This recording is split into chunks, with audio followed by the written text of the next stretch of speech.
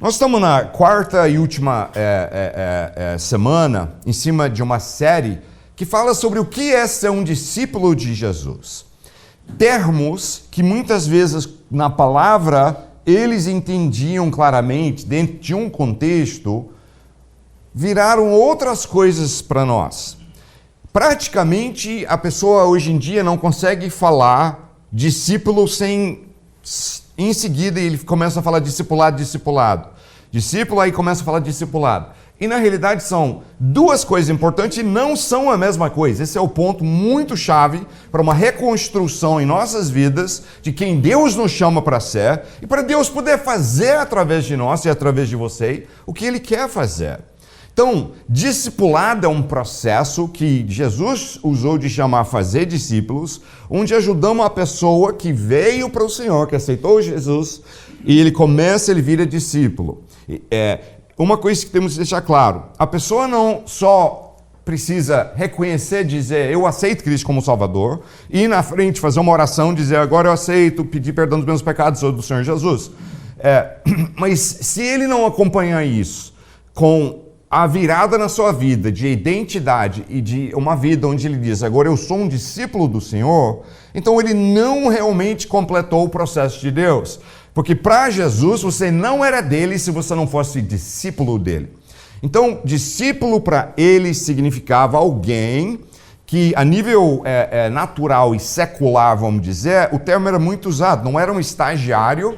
Porque se a gente falar em um estagiário, o problema é que a mentalidade de um estagiário, ele está aqui hoje, eu já tive estagiários trabalhar com a gente algumas vezes, e é legal ter estagiário, mas às vezes o estagiário está um dia e chega e fala, valeu, tchau, e está fora. Estágio não implica um compromisso muito profundo, ele pode encerrar quando ele quiser, você pode encerrar, ele encerra. Então não é estágio, porque de ser discípulo é um compromisso, de virar servo, de dizer, eu tenho um contrato sem cláusula de escape, agora eu vivo para ser um discípulo. E ser um discípulo, então, que nós temos estudado, nós vamos para quarto ponto, mas significa 4 coisas principais. Podemos falar juntos aí? Eu não tenho colocado eles numa ordem específica, porque são apenas 4 atributos aí, são 4 atributos de que é você ser um discípulo de Jesus. Mas nós temos o atributo que é você viver para servir Jesus, o atributo que é você viver para aprender com Jesus, você obedecer Jesus, e esse agora que nós vamos falar hoje é sobre seguir Jesus. Essa é uma vida que você tem, é a sua identidade, não é discipulado. Discipulado você pode ter até já feito, né? Esse que é o problema de querer chamar ser discípulo de discipulado, porque a gente pensa, não, discipulado eu fiz, já encerrou, agora eu parti para outra. E Jesus disse ir fazer o quê? Discípulos. Então o processo de fazer, o que é o produto final? Um discípulo. Então, e eles usavam, eu provei isso em outras semanas aí, que eles usavam o termo de identidade, chamar um a outro. Eu cheguei lá e os discípulos estavam lá. Fui na casa de um discípulo chamado Timóteo, fui na casa de uma discípula chamado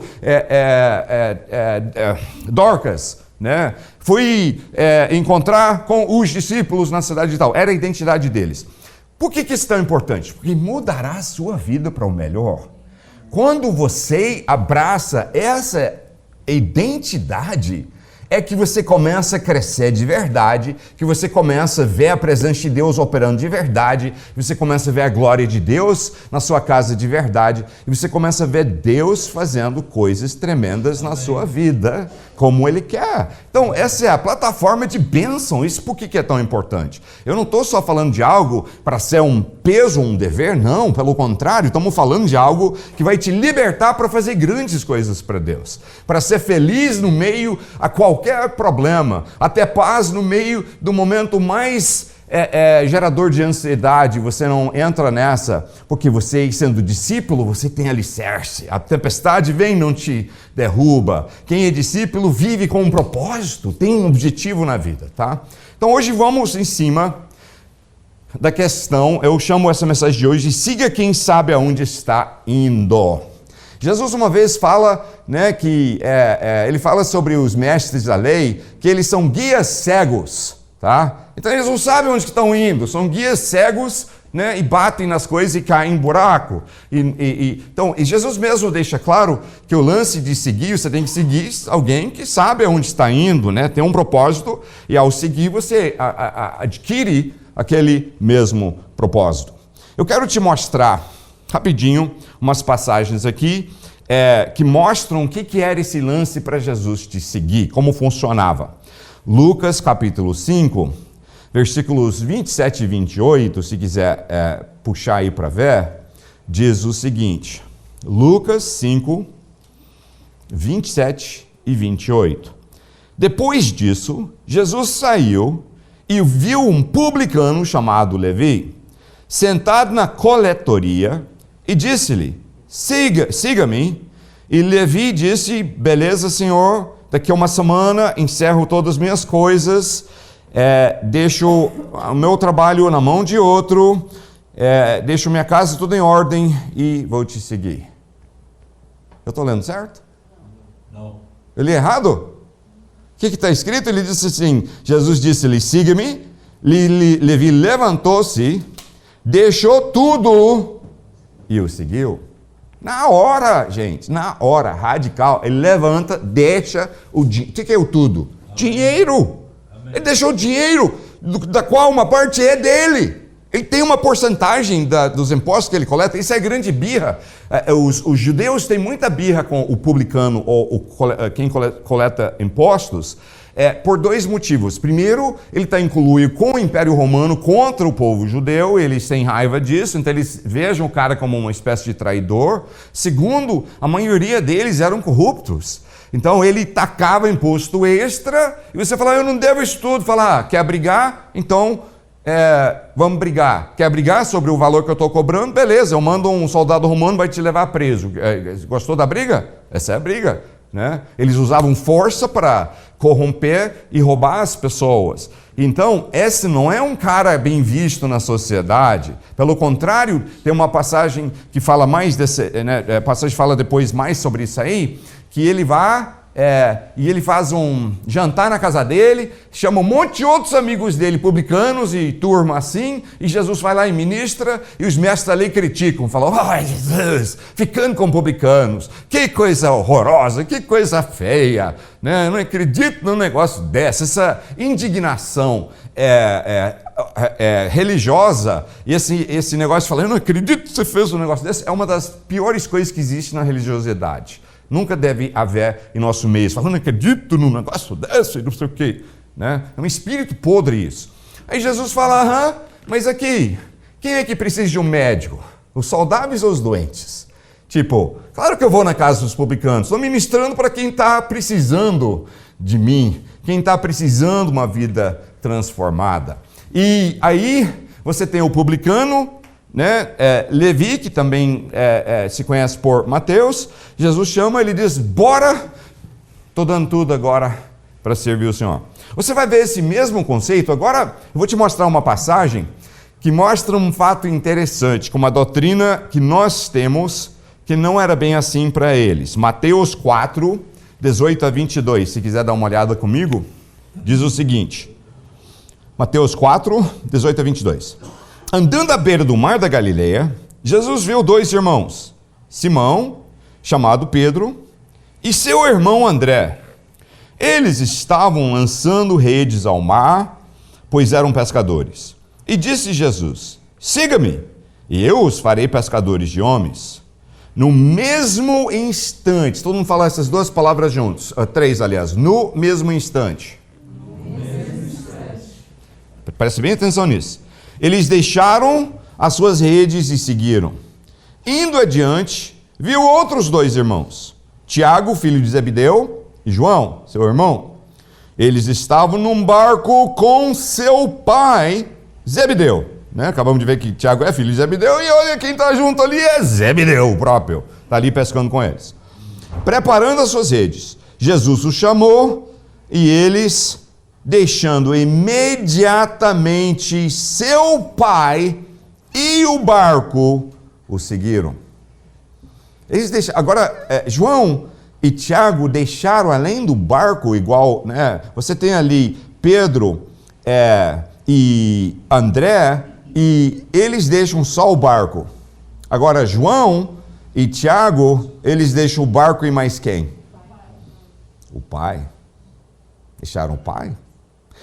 Existe uma doutrina que meio que surgiu no meio evangélico, que é meio engraçado, que ele basicamente diz, não, que isso, né, prioridade ali é o pai, não pode deixar o pai sozinho com o barco de pesca, sem os caras que estão, né, sendo a força braçal mais jovem para fazer acontecer, não pode? Que isso?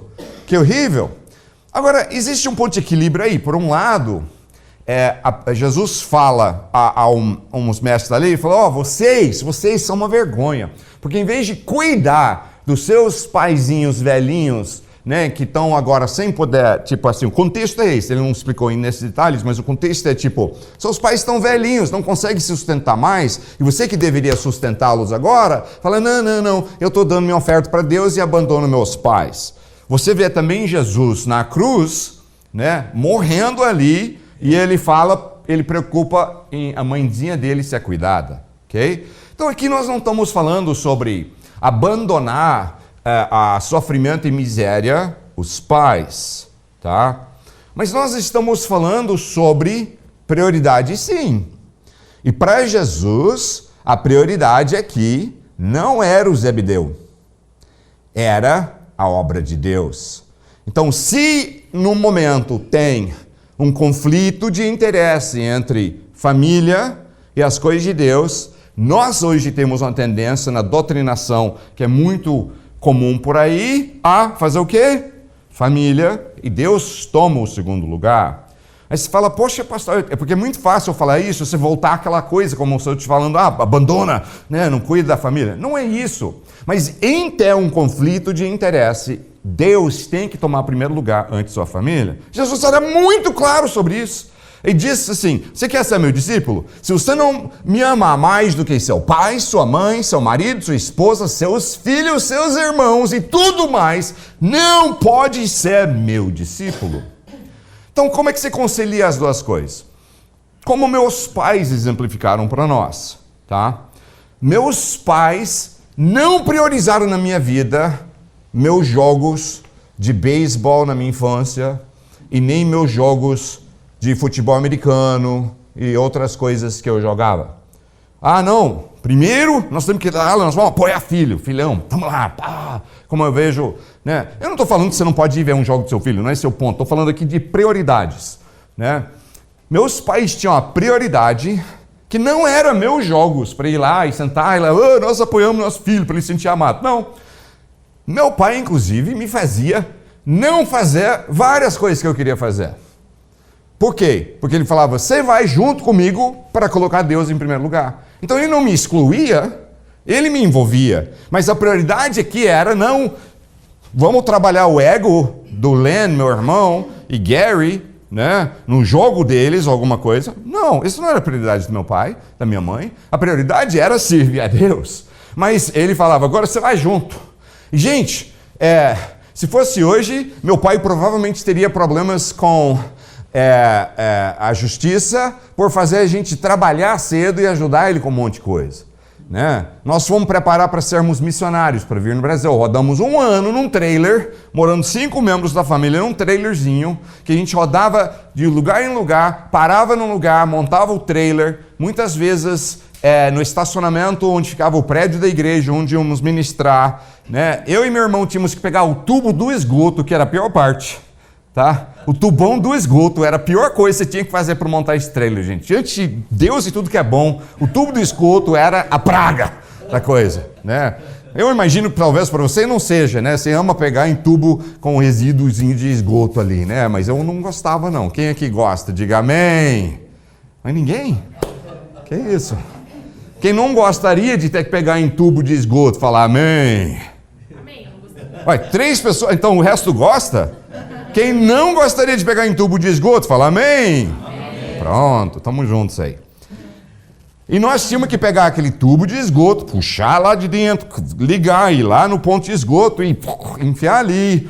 Luz, água, essas coisas mais fáceis, nivelar o negócio, carregar coisas, caixas para cá e para lá, né? Eu com 12 para 13 anos de idade, trabalhei que nem um condenado, com muita alegria, porque eu estava na missão. Eu abracei a causa. Eu amava Jesus também. Eu era discípulo também. Né? E eu apoiava meus pais, e eu não era prioridade nessas horas. Ah, seu pai então sempre ignorava você? Não, pelo contrário. Ele me dava atenção no sábado para ensinar a gente a plantar uma horta, me dava atenção no sábado para me ensinar a fazer mecânica no carro, me dava atenção para ensinar a gente a lavar o carro bem lavado e mil outras coisas, mas ele estava lá junto, lavando, mostrando, né? E a gente tendo tempo juntos. Mas também tirava tempo para a gente, né? Vamos acampar nas montanhas, vamos pescar, né? Tinha nossos tempos, mas quando se tratava de um conflito de interesses, tem que escolher entre as prioridades, não eram, né, nossas coisas que ele priorizava. Isso fez eu e meus irmãos crescermos com a paixão para servir a Deus, não fez a gente ficar revoltado. Sabe quem ficou revoltado dos nossos colegas filhos de pastores? Os pastores que ficavam só priorizando as coisas deles e não chamando eles para priorizarem junto as coisas de Deus, né? Então, eu gosto de brincar, talvez alguém que já me ouviu falar, que uma mágoa da minha infância foi a vez que era o top na época, o Planeta dos Macacos, era o negócio, era o Bam Bam Bam. E teve uma série de filmes, não sei quantos, uns 3 eu acho no mínimo, e saiu no cinema, a gente não ia, mas depois de um tempo eles eram agendados para ir para a televisão aberta, e não era uma época de streaming, nem na época tinha videocassete, né, nem DVD, nem nada. Então, se você não pegar e assistir na hora que está sendo exibido aquilo, talvez você tenha que esperar mais 1, 2 anos para voltar e passar de novo. Então era muito importante para mim, né? Obviamente, todo mundo sabe que é muito importante você assistir Planeta dos Macacos, né? Vocês sabem disso, né?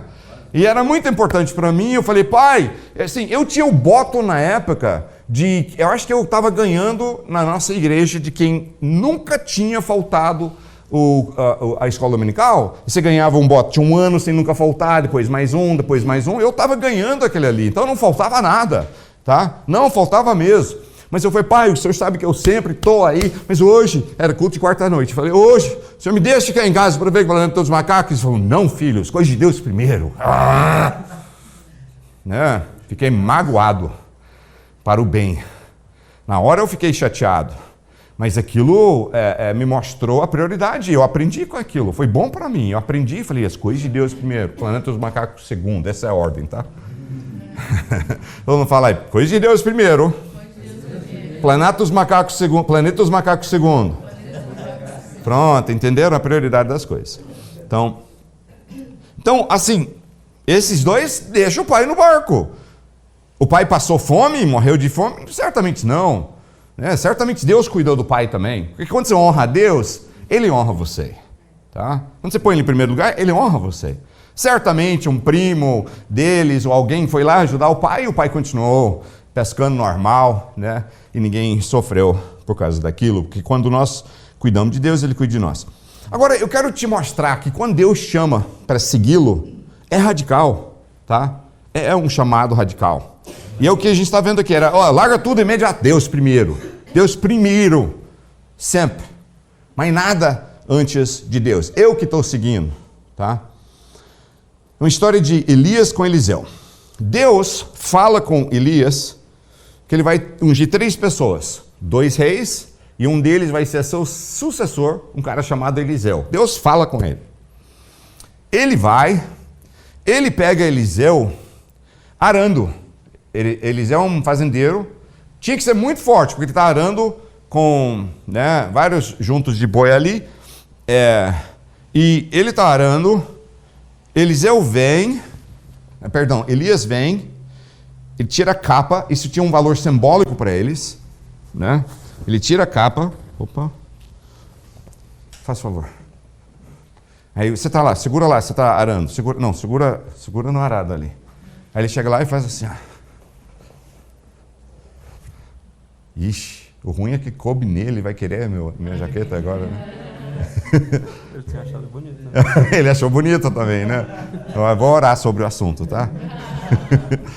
Beleza, obrigado. Ele jogou a capa, e esse tem um valor simbólico. O Eliseu entendeu o que ele estava dizendo. né? Você vai estar no meu lugar. Você vai ser meu sucessor. Eliseu comete um erro. Ele fala assim, beleza, bora, só preciso voltar para casa, dar um beijo em pai e mãe, falar onde que eu estou indo e estou contigo. O que Elias fala com ele? Ele fala assim, vá e volta para trás, o que eu tenho com você? Ele diz basicamente, vai, pode ir embora, não precisa, né? Esquece o convite. O que eu tenho com você? Vai, volta para casa, eu não tenho nada com você não. Esquece. Está rescindido meu convite para você ser meu discípulo. Eliseu entendeu o erro dele. Peraí, Elias, espera. Na frente dele vai lá e começa a degolar os bois, pega arados de madeira, jugos, tudo, faz um fogo lá, assa os bois, dá para todo mundo que está ali em volta próximo, vem pegar um pedaço e fala, bora. O que ele faz ali? Ele está dizendo, eu entendi, é incondicional seguir Deus através da sua vida. Não tem como eu ter condições que eu vou, mas eu só quero despedir de pai e mãe e eu estou contigo. Aleluia. Eliseu entendeu e ele diz, eu estou queimando minhas pontes aqui, eu estou matando o que eu uso para ganhar meu pão, estou jogando fora o que seria um grande valor em coisa aí, beleza, estou contigo. Aí ele vai e Deus usa ele de forma tremenda, ele vira um grande profeta e a história de Eliseu conta-se com o dobro dos milagres, né, que tinha na vida de Elias. Agora eu quero te mostrar uma situação similar com Jesus. Não precisa abrir, eu vou ler aqui, Lucas 9, 59 a 62. A outro diz, siga-me, isso é Jesus falando. Mas o homem respondeu, quer dizer, você sabe que quando tem mas, fala assim, você merece muito esse emprego, sabe que você está candidatando para uma vaga e fala assim, você merece muito esse emprego, você é muito gente boa, você tem muitas qualidades. Mas se ele falar mais, você sabe que já era. Se falar mais, perdeu. Daí você só espera que forma que ele vai falar que você não ganhou a vaga. Você é muito gente boa, você é fera em tudo que você faz, mas... E já era, né? Mas já era. Mas desculpa. Então esse cara, ele diz... Mas o homem respondeu, Senhor, deixe-me ir. Primeiro, todo mundo fala primeiro. Primeiro remete ao quê? Uma outra palavra chamada prioridades. Deixe-me ir primeiro. Minha prioridade aqui será outra. Esse é o problema dele. Que ele inverte as prioridades. Né? Ele querer despedir da família, Deus não acha ruim.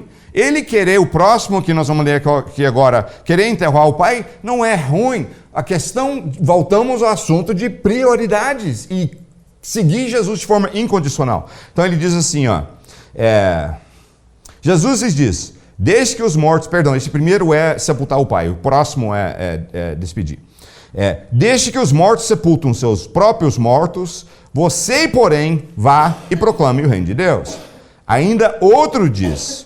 Vou seguir-te, Senhor, mas, de novo, mas, entra sempre esse mas, vamos negociar, quero seguir, mas eu tenho minha colocação, meu termo e minha prioridade é outra. Ele diz, mas deixe-me primeiro voltar e despedir-me da minha família. Jesus respondeu, ninguém que põe a mão no arado e olhe para trás é digno ou apto para o reino de Deus. Falou, você não é digno. Você não é digno.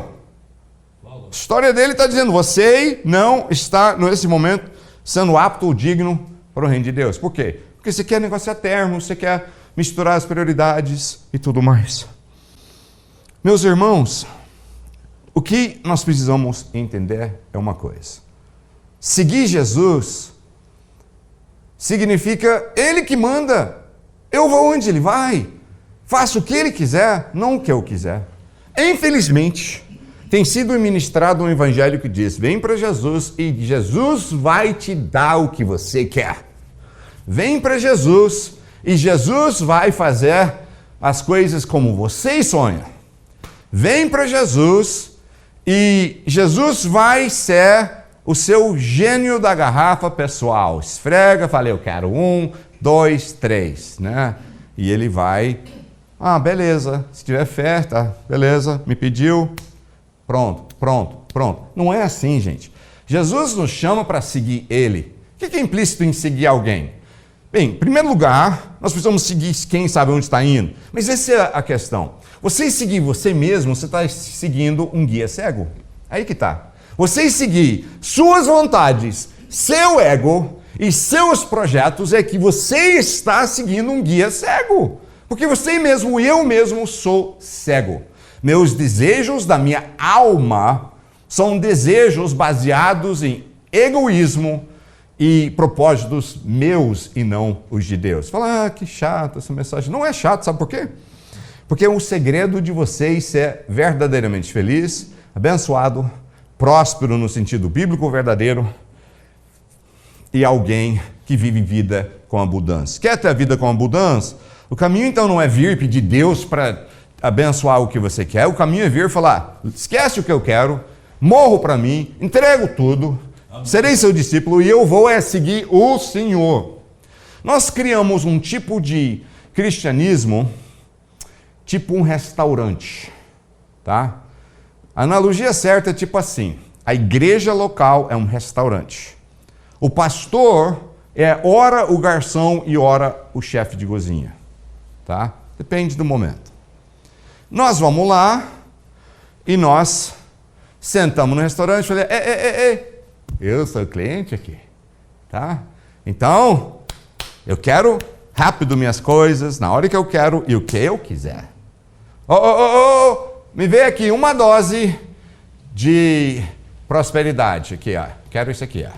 E bem bem ao ponto, tá? Eu não quero nem mal passar demais e nem bem passar demais. Aí eu passo, sim senhor, vamos te atender, nós estamos aqui para atender você e todos os seus desejos.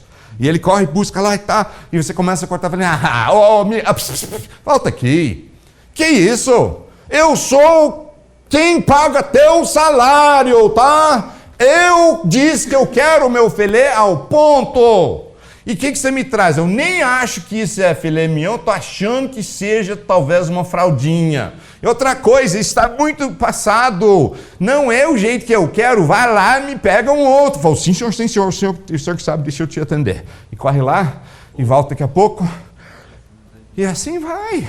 A gente acha, nós queremos um cristianismo onde a igreja é um restaurante e você é o cliente e o pastor e a equipe são os garçons e cozinheiros. E se você não gostar, fala, quer saber? Eu não volto mais nesse restaurante, eu estou embora, eu vou falar com outros para não ir naquele restaurante e eu vou me achar um outro restaurante e dane-se você que seu restaurante é ruim, não gosta. Eu vou falar com todo mundo para nunca ir comer lá porque o bife é muito passado e salgado ainda, né? Gente, seguir Jesus não é ser seguido, é você seguir. A diferença é essa. Eu sei que tem horas que você precisa de alguém que desloca até você no momento da sua necessidade, tá? Você pode estar muito doente no hospital e você precisa que alguém vá lá, você não pode vir fisicamente. E tá certo, tem esses momentos na nossa vida que nós precisamos, né, que pessoas que vêm em nós nos ajudem. Você está doente, você não tem como cozinhar, legal os irmãos da igreja arrumar um prato, levar para você. Você não cozinha bem, então compra um, mas leva e vamos cuidar daquela pessoa. Então tem momentos que você precisa ser cuidado, tá? Isso é fato, eu queria estabelecer esse ponto. Mas tendo estabelecido, tem momentos que você precisa que alguém vá atrás de você. O problema é que virou um paradigma com a igreja. Tem que eles virem atrás de mim, se eles querem que eu realmente firme ali, seja fiel e tal. Eles não estão vindo atrás de mim, eu sou oficial. O pastor tem que vir atrás de mim. Eu me lembro, eu estava sentado com uma turma de pessoal com meu condomínio, onde eu morava uns tempos atrás aqui em Curitiba. E estava uma turma, alguns vizinhos evangélicos, nos reunimos, estava compartilhando um pouco as coisas de Deus para eles. Era coisa mais assim, em volta de um churrasco e tal. Aí tinha um pessoal que estava ali, sentado na mesa, reclamando da igreja deles ou pastor deles. Aí eles começaram a reclamar, pastor, a gente não está nem aí com a gente. Eu falei, por quê? O que aconteceu? Fala assim, eu fiquei gripado, né, e tive que ficar 3 dias em casa, meu pastor não vale nada. Eu falei, mas que isso? Eu comecei assustado do jeito que estava reclamando, mas aí ele falou assim, eu falei, por que você está reclamando assim? Ele falou, não, porque assim, meu pastor só fica mandando gente para ir lá me visitar e orar, ele não foi nenhuma vez. Eu falei, quantas pessoas ele mandou? Ele falou, total, deixa eu contar aqui, 6 irmãos diferentes, enquanto estava em casa doente, vieram me visitar, mas assim, muito feio, porque o pastor não veio. Eu olhei para ele, que pastor não? Eu olhei para ele e falei, você está querendo ser seguido, não seguir, a mentalidade errada, um restaurante. Falei, gente, esse é ministério do corpo. Quer dizer, o seu pastor que se importa o suficiente com você e que ele ajudou a organizar para ter um monte de gente te visitando. E os próprios irmãos têm a visão ministério do corpo, em vez de concentrar tudo num, né? E eles quiseram ir lá te visitar e ministrar a você. Né? Eu falei com aquela pessoa, eu não deixei passar barato, eu falei assim, desculpa você ficar aqui reclamando e falando mal do seu pastor, você que está errado. Eu acho que você tem um ótimo pastor. Né? Quantas igrejas você vai ter 6 pessoas te visitando e você está aqui reclamando, falando mal? Que isso? Eu acho uma ótima igreja, um ótimo pastor que está fazendo o que ele deveria fazer. Porque às vezes se eu faço, eu tiro a tua bênção de fazer, gente. Ministério do corpo não é eu fazer tudo. Nós não estamos mais na época dos grandes heróis evangélicos que fazem tudo. Deus nos chama para sermos uma igreja onde Deus usa todo mundo. Todo mundo é discípulo, vive para servir, vive para ministrar os outros. E Deus quer te usar. E um pastor de uma igreja, amigo meu, ele uma vez falou, tem gente que reclama que eles passam mal, eu não vou visitar, só vai irmãos e tal, falando desse mesmo assunto. Ele falou, só que é o seguinte, ele diz assim, eu visito de fato pessoas em nossa igreja, mas como é muita gente, a igreja lá era grande, ele falou assim, eu visito se a pessoa estiver à beira da morte, basicamente. Ou se morreu alguém, eu vou visitar para ministrar a família deles. Então ele falou, se você realmente quer que eu te visito, entra na lista de ficar à beira da morte, eu morro e eu visito sua família. E beleza, estamos combinados. E caso contrário, não reclame que eu não estou te visitando. Eu gostei, porque tem uma verdade aí, né? A igreja deles estavam ministrando uns aos outros e cuidando uns dos outros. Essa mentalidade de ser seguido é errado. Seguir é o contrário. Não é dizer, eu quero que fica vindo atrás de mim. Você que segue, tá? Você quem segue. Você quem diz, onde está Jesus, eu vou.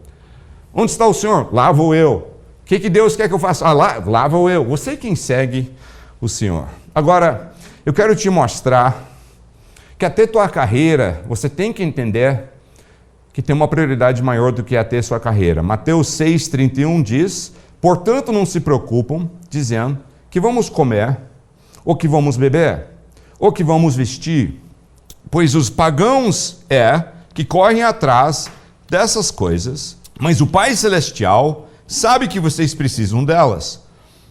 Busquem, pois, em primeiro lugar, o reino de Deus e a sua justiça, e todas essas coisas serão acrescentadas a vocês. Buscai, quando der, e for conveniente na sua agenda ocupada, e quando você conseguir liberar um horário livre das suas coisas mais importantes, aí você busca as coisas de Deus. É isso que Jesus falou, né? Não. Jesus diz, buscar em primeiro lugar, o reino de Deus. Buscar em primeiro lugar. Então, seguir Jesus tem a ver com prioridade. Não significa... eu vou colocar Jesus antes da minha família, não significa abandonar minha família, mas significa que Jesus é primeiro e minha família vai juntos. O pessoal fala assim, eu não estou, já tem 2 domingos que não deu para vir no culto, porque minha família bate em casa, antes, aí eu me sinto na obrigação de ficar com eles. Não. Bate em casa antes, fala, gente, estou indo no culto aqui, que alegria a sua visita e tal, tomamos um café, agora daqui a 1 hora estou indo no culto, bora todo mundo comigo. E você leva eles juntos. É o jeito que você faz. Você não ignora a tua família, mas você prioriza as coisas de Deus. É bem assim, é só entender a sua prioridade. Né? É tão simples assim, colocar Deus em primeiro lugar.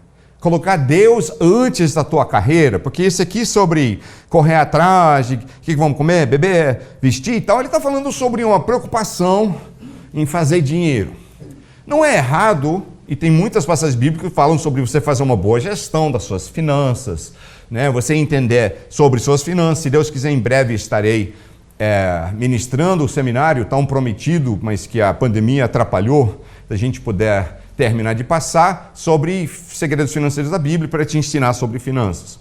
Então não é errado você, e pelo contrário, você deve se esforçar para trabalhar, para cuidar das suas coisas, né? Colocar comida na mesa, até o suficiente para você poder compartilhar com os outros, né? Contribuir para a obra de Deus, com dízimos e primícias para Deus, tudo é importante. Mas a questão aqui que Jesus está falando é prioridade. Não fica, só isso é importante. Diz, não, em primeiro lugar, o reino de Deus. E Deus te ajuda a cuidar dessas outras coisas.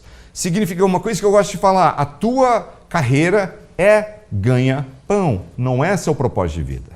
Não é seu chamado principal e nem seu objetivo na vida, é um ganha-pão. Faz bem feito, seja excelente no que você faz, sim senhor. Está numa carreira, faz bem feito, faz com excelência, faz seu melhor, faz, se você é funcionário, o seu patrão pensa isso, pessoa que eu sempre posso confiar, poxa, que pessoa, né, esforçada. Claro, eu não estou falando, quando eu falo que é só ganha-pão, não estou falando menospreza e faz mal feito, não é isso. Voltamos ao assunto de prioridades. Tem que seguir Jesus em primeiro lugar, o reino de Deus em primeiro lugar. Minha carreira eu vou fazer com excelência, mas nunca esquecendo que meu propósito de vida é exaltar Jesus com minha vida. É ser um discípulo de Jesus. É mostrar Jesus para as pessoas em volta. Colossenses 3, 1-2 diz: Se, pois, fostes ressuscitados juntamente com Cristo, buscai as coisas que são de cima, onde Cristo está assentado à destra de Deus. Pensai nas coisas que são de cima e não nas que são da terra. Está falando de novo sobre agora ter prioridades do seu foco de vida, né? Se você foi ressuscitado em Cristo, o que é isso? Você morreu, você estava morto e você morreu para seu velho homem, você ressurgiu dos mortos com Cristo, como nova criatura em Cristo, virou discípulo dele, então você agora é essa condição, você está ressuscitado junto com Cristo. Então buscar as coisas que são de cima, onde Cristo está sentado, e pensar nas coisas que são de cima e não as coisas da terra. Gente, eu posso te falar uma coisa? A vida aqui agora é curta, mais curta para alguns do que para outros, né? Alguns que vivem pouco e partem cedo da vida, é bem curto. Mas para todos nós, se você viver até a velhice, a vida é curta. Essa vida não dura muito. Então, nós somos chamados, quando nós ressurgimos com Cristo, nós somos chamados para viver uma vida que diz, a minha vida é para servir o Senhor.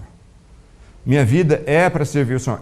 Porque são semeaduras em valores eternos. Quando você diz, minha vida vai ser, em primeiro lugar, para servir Jesus, para fazer discípulos, para abençoar os outros, para fazer parte de uma família, né, a igreja do Senhor, então essa é a minha vida, você está semeando para a eternidade, porque essa vida aqui é curta, mas eu tenho uma boa notícia, a eternidade não será curta. A eternidade será tempo sem limite, sem nunca morrer mais, sem mais tristeza, sem mais dor, sem mais nada. Você quer semear aqui onde, né, o ladrão rouba, onde é ferrugem, né, enferruja as coisas e nada aqui dura, ou você quer semear com tua vida para uma eternidade com Jesus Cristo, uma vida com Deus que nunca acabará mais, com um corpo novo que não vai cansar mais, que não envelhece mais. Meus amigos, eu quero, com minha vida, semear na eternidade. Porque você pode conquistar o mundo inteiro aqui agora, e se perder tua alma, você levou nada para frente.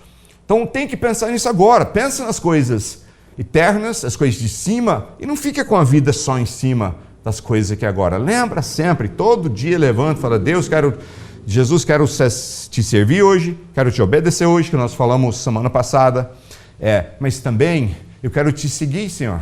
Onde o Senhor está me chamando? Onde quer que seja. Eu fiz um teste uma vez, eu estava numa igreja com 2.000 pessoas no culto. É uma igreja grande, E eu perguntei assim, eu fiz um testezinho, eu falei, gente, eu tô com um projeto no Iraque, né? Isso há anos atrás, estava a guerra bem deflagrada ainda e tal. Eu falei, estou com um projeto para evangelismo no Iraque, quem topa aí? Levanta a mão. De 2.000 pessoas, no máximo 4 levantaram a mão. Meia tem ainda. Né? Eu falei, que legal, obrigado. Agora tem um outro projeto que a gente quer fazer um trabalho para o senhor lá em Miami, na Flórida. Quem topa? 1.996 mãos levantaram sem hesitar. Eu tô junto, onde que me inscrevo? Eu quero ir. Aí eu falei, gente, na realidade eu estava te testando. Não estou com um projeto nem no Iraque no momento e nem em Miami. Mas vocês viram, né, a sua resposta? Todo mundo topa num lugar onde a vida está boa, é seguro. Mas se Deus chamar para o Iraque, quase ninguém topa. Ou você fala, eu vou ter que ouvir de Deus. Ah tá, você tem que ouvir de Deus para o Iraque, mas não tem que ouvir de Deus para a Flórida? Qual a diferença tem? Né? Então, seguir Jesus é isso, é dizer, eu te sigo, não custar o que custar. Tem uma velha canção que cantava na minha infância que dizia, tenho decidido seguir a Cristo. Um amigo meu, que eu e ele fizemos um seminário juntos, conta a seguinte história. Ele é filho de missionários texanos que foram para a selva amazônica 60 anos atrás. 60 anos atrás, para trabalhar com a tribo, que tem vários vilarejos, não tinha Bíblia, não tinha ninguém convertido na tribo. Eles começam um trabalho, que o pai dele era linguista, e ele começa um trabalho de aprender a língua do povo, passar a língua por escrito, que não era por escrito, era só o verbal. Aí ele tem que, né, criar uma forma fonética e escrever a língua, ponha por escrito. Depois ele começa a traduzir a língua, a Bíblia para a língua deles, e em paralelo ele começa a ensiná-los todos a ler e escrever. Enquanto ele está fazendo isso, ele também está pregando o evangelho para eles. Nisso, meu amigo tinha 12 anos de idade já, nasceu no Brasil, estava naquele projeto já mais de 12 anos, porque se não me engano o pai dele já tinha, com a mãe dele já tinham vindo antes dele nascer. Então, mas ele já está, né, naquilo a vida inteira. E ele disse que assim, ele olhava em volta e falava, poxa vida, e pensava com ele, 12 anos aqui, estamos aqui para ganhar essa tribo para Jesus, não tem uma pessoa convertida.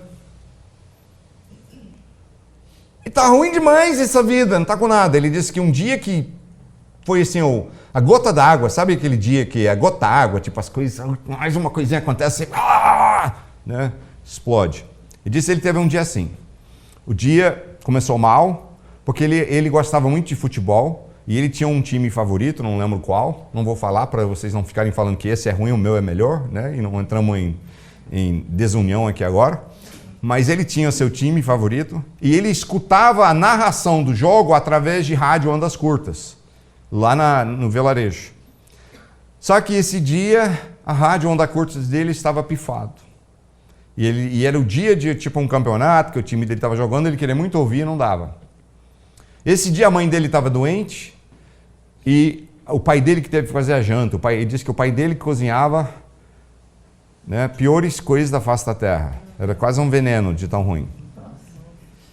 E ele senta lá na mesa, não conseguiu ver o jogo dele, comida ruim. E ele disse que assim, na tribo, os índios, né, eles não tem televisão, não tem rádio, não tem nada, né, assim, para entretenimento. Então ele disse, o entretenimento era nós que éramos pessoas de fora, estrangeiros, fazíamos as coisas para eles diferente, e eles amavam ficar assistindo. Eu tinha amizade com o pessoal da tribo, eu gostava deles, mas esse dia, como eu já estava irritado, eles gostavam de ficar lá me assistindo comer.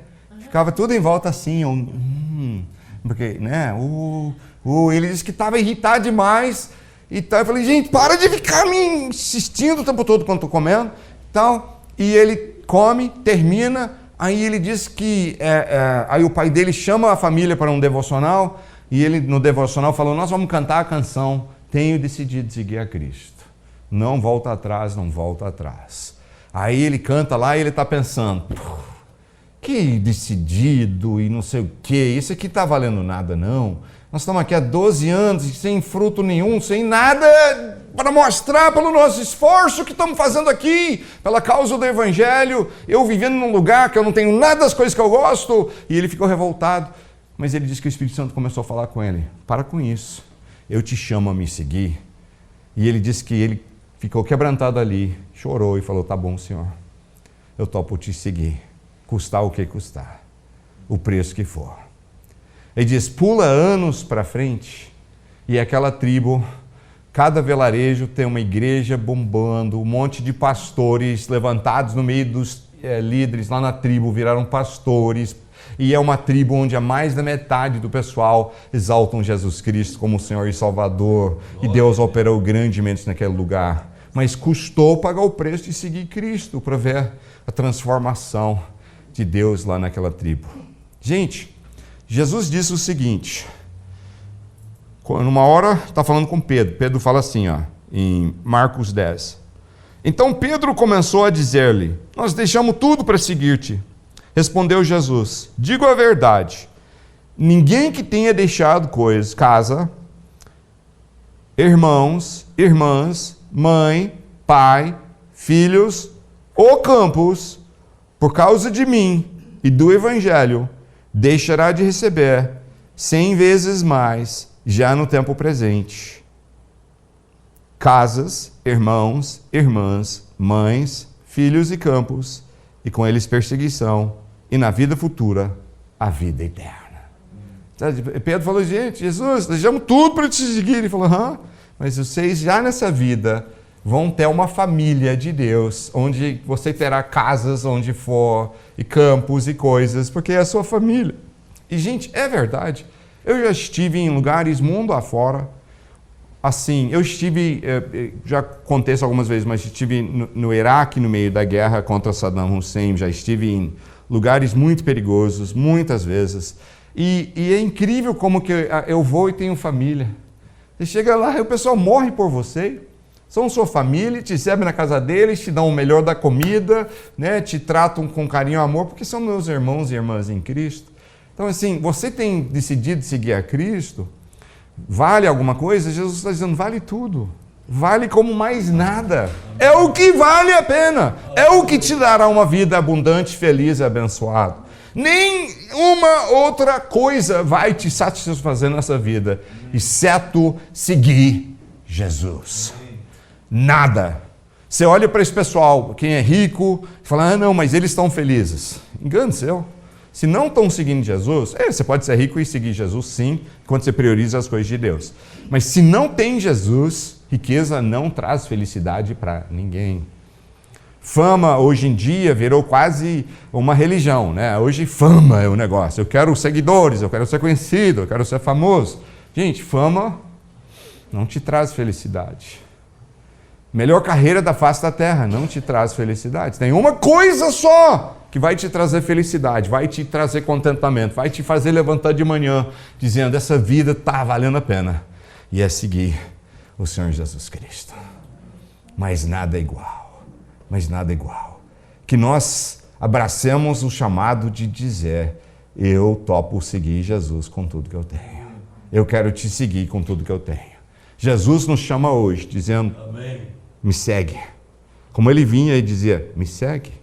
Em vez de falar: tá, beleza, Jesus, só preciso resolver minhas coisas, vamos negociar. Porque assim, a era do cristianismo casual produziu frutos ruins. Né? Nós acabamos de ver isso, uma pandemia varreu o mundo, as pessoas em crise, pessoas morrendo, perdendo suas empresas que investiram a vida inteira para fazer, quebrou por causa de repente estavam num ramo que teve que fechar tudo, não tinha outra fonte de renda, perderam tudo.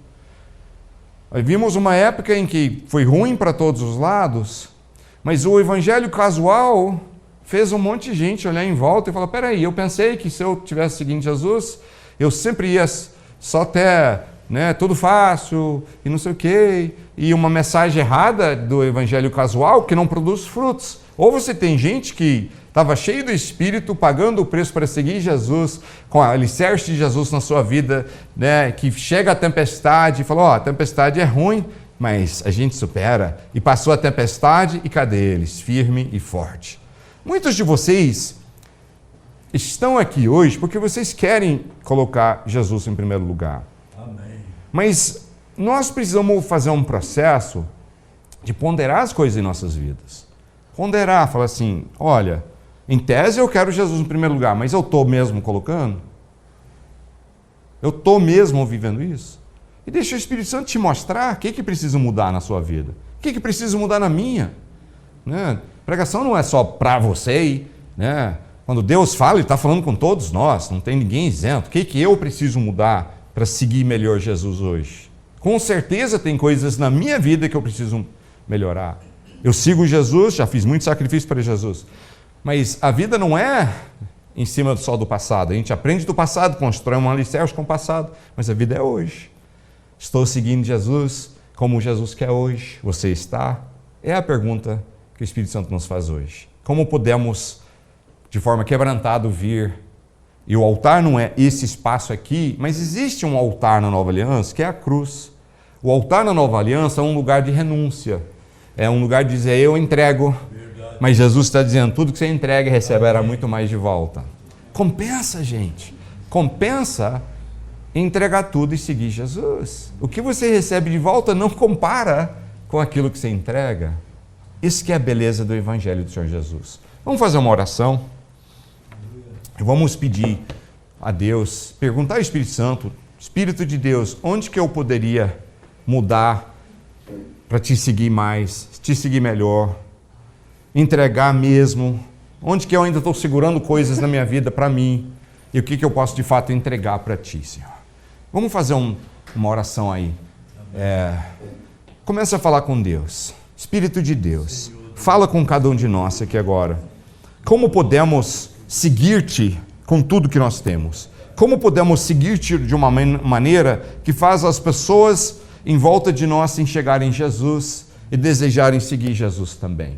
Como nós podemos, Senhor, ser seguidor de Ti do jeito que o Senhor nos chama para ser? Um discípulo verdadeiro, quem vive para seguir, quem não está querendo ser seguido, mas está para seguir, obedecer, servir e viver aprendendo contigo.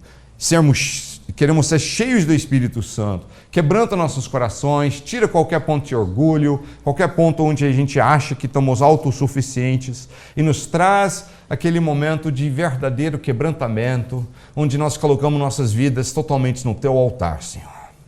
Glória a Ti, Senhor.